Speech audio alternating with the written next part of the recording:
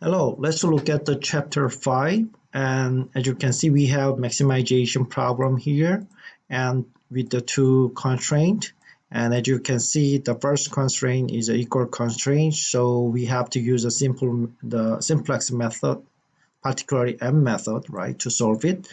And if you change the format of this original problem for the M method, and basically you can have this shape.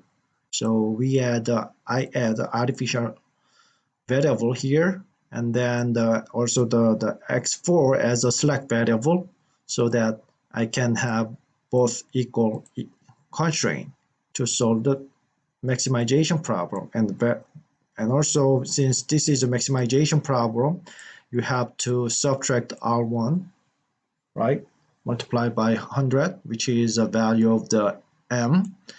And anyway, so as I mentioned, in the material, actually, you can just solve the problem using simplex method, M method, right? So once you have a initial table, you can update the new row, right?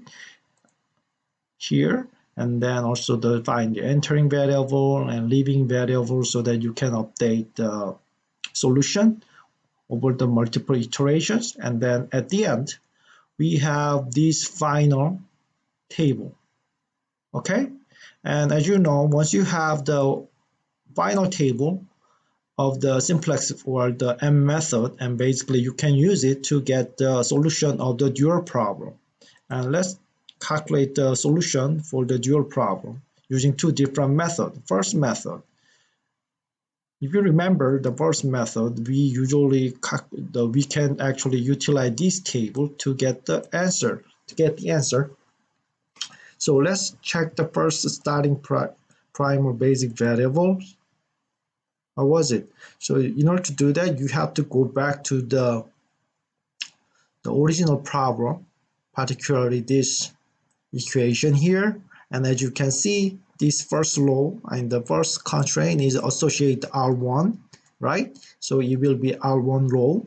And then this one, the second constraint is associate X4, right? Initially, because we assume that all these three variables are 0. So non-basic variables, and only two basic variables we have initially, right? So R1, X4 will be the answer for the first law, right? And then the equation coefficient, and in order to check the coefficient of R1 and X4, you have to go back to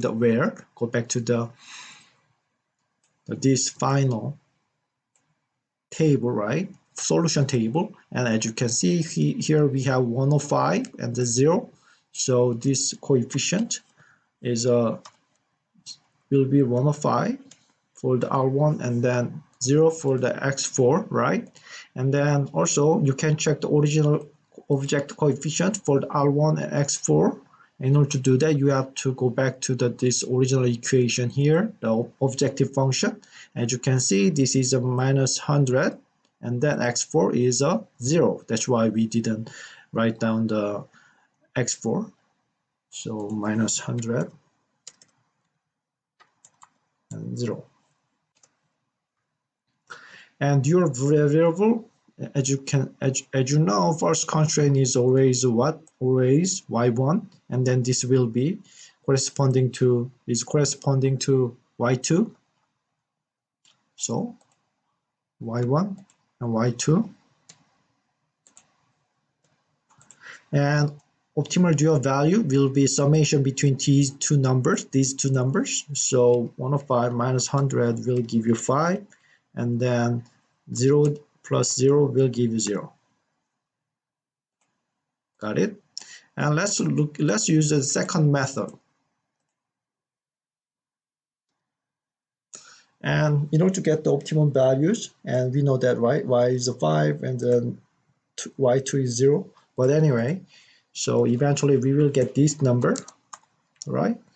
So, and then first of all, you have to consider the low vectors of the original objective coefficient of optimal prime basic variables. So in order to do that, you have to check the sequence of the basic variables at the last iteration, right? Final iteration. So x1, x4 will be the sequence of the solution,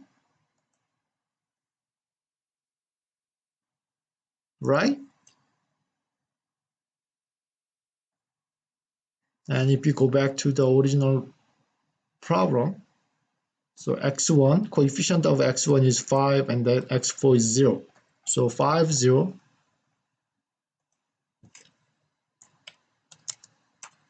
will be the row vector of the original objective coefficient of optimal, primal, basic variables. Anyway, and then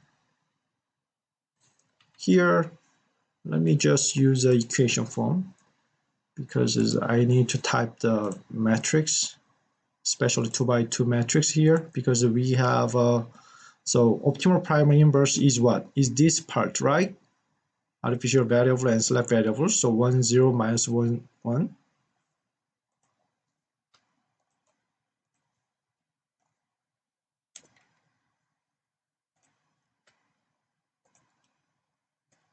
Right. So if you multiply this row vector by this 2 by 2 matrices, and then definitely you will get what? 1 times 5 plus 0 times minus 1 will give you 5.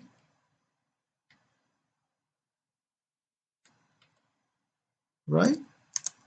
This will be, anyway, this will be 5, right? And also 0 times 5 and then 0 times 1 give you 0, right? So technically 0. So that's why you can still get the exactly same solution as the first method, as the solution shown in the first method.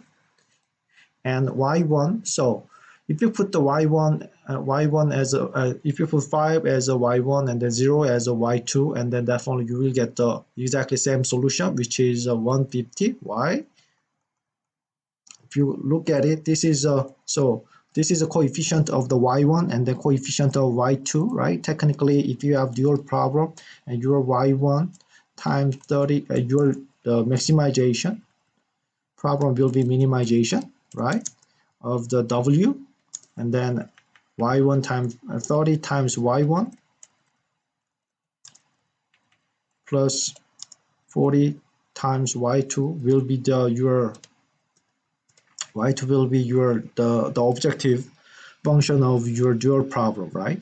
And then if you put 5, 0, and you will get 150, right? Still same solution. So your solution should be the exactly same as the solution z value of the original problem here. Okay, this is the end of today, and then please submit your lab 5 to the D2L. Thank you.